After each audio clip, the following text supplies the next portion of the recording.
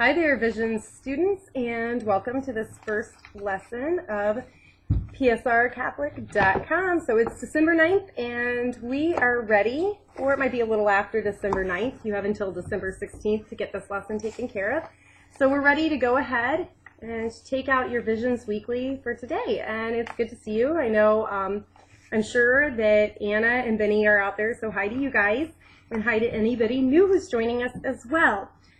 So looking at the weekly, obviously on the front page, there's something for you to do, to work on, your 10 reasons to celebrate Christmas.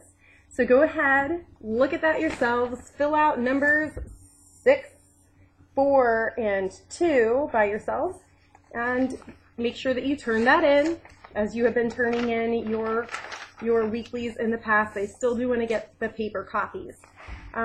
And we're just going to now read together the ripple effect, and then I will let you answer some questions on your own online. Make sure you do those before December 16th because that is when I turn into a pumpkin.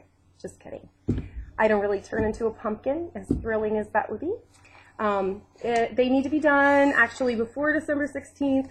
Because other people who go to the regular PSR classes need to get their work done by then. And that way you also won't be doing it all at once at the end, which is really a pain. I've taken online classes before, and I know.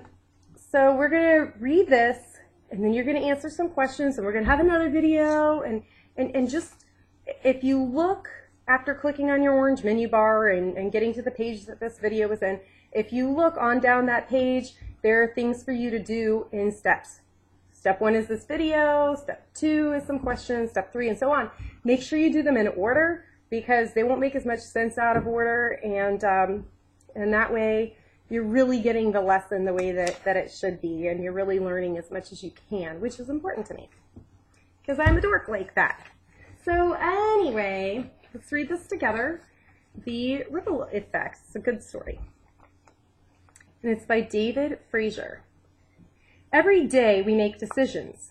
Each decision we make has an effect. Sometimes the effect is small, sometimes the effect is large. But small or large, every decision affects us and often others. Decisions are like pebbles tossed into a pond, big or small. Each pebble creates ripples.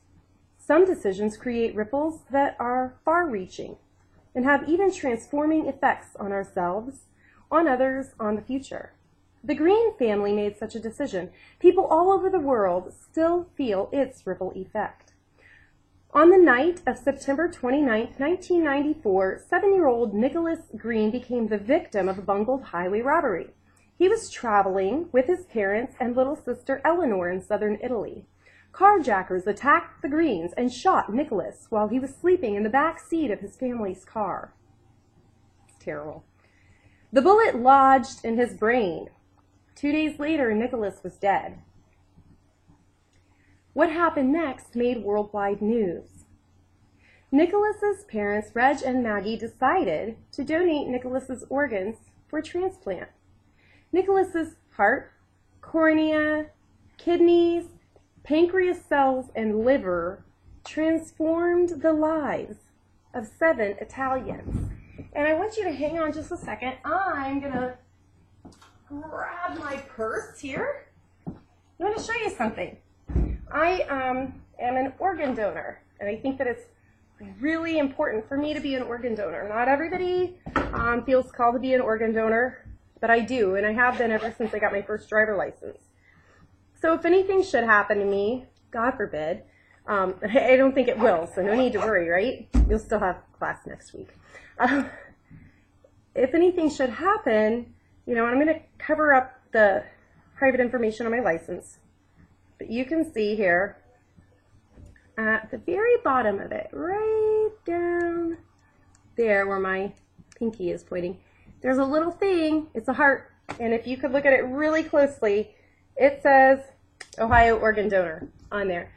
And that's because just like what Nicholas's parents decided to do, that can really help somebody a lot one day. So I'm an organ donor and I'm a blood donor. Well,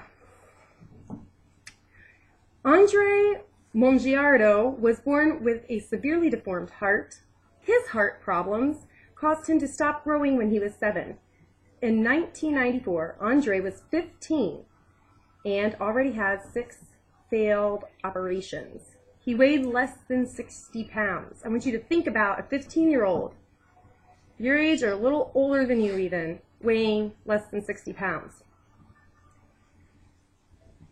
He weighed less than 60 pounds when he received Nicholas's heart. Andre is now a healthy 5'3" man with a strong heart and a love of life.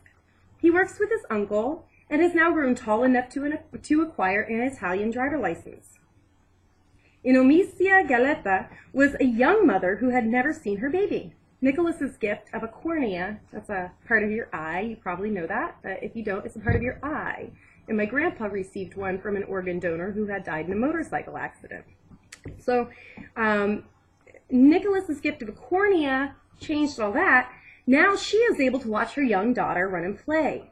Nicholas's other cornea restored the sight of Francesco Mondello. He loves to watch his kids play rugby. In fact, he now sees well enough to play the game himself. Our kidneys clear our blood. 2 children, a boy, Tino Mata, and a girl, Anna Maria Di Celle, had kidneys that were not working very well. They had to take lots of medicines. For 3 hours a day, 4 days a week, Tino and Anna Maria had to be hooked up to a machine that cleaned their blood. Nicholas freed them both. Each received one of his kidneys. Today, Tino and Anna Maria can run and play like other kids. Although she was extremely shy, Anna Maria began to speak publicly about the importance of organ donation. 2 years after her transplant, one of her 16-year-old neighbors was killed in a motorcycle accident. You know, like the guy who gave my grandpa his cornea, it's not the same guy. You know, this was somewhere else at a different time. But this 16-year-old kid was killed in a motorcycle accident. And the boy spoke often about Anna Maria's part in Nicholas's story.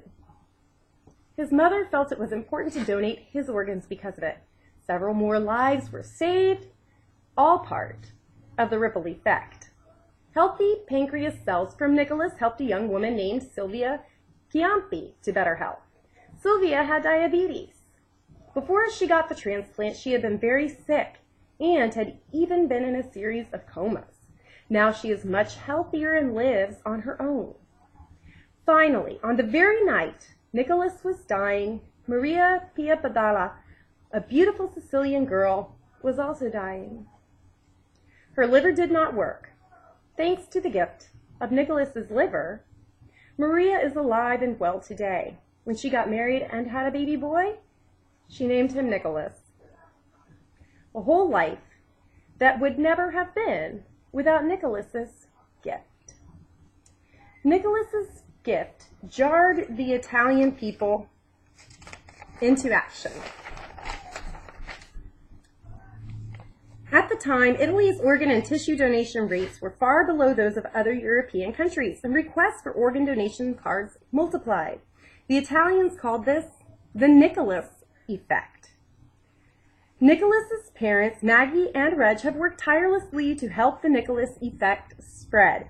Reg wrote a book called The Nicholas Effect, A Boy's Gift to the World.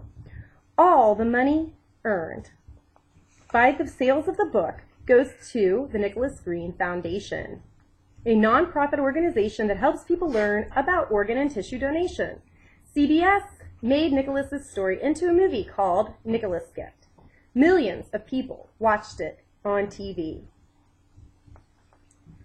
So we are going to take a break now, and I want you to read this part down here, the last paragraph about this, and it talks about the sharing of organs across cultures. So it talks about, you know, how it doesn't make a difference what color the outside of our bodies is. The organs inside can go from one person to another. And I think that that's a really cool thing. I just think it's really cool what's happening with organ donation, blood donation, and all of that. So read that, answer the questions in the next link, and I'll see you back for another video in a few minutes. Bye.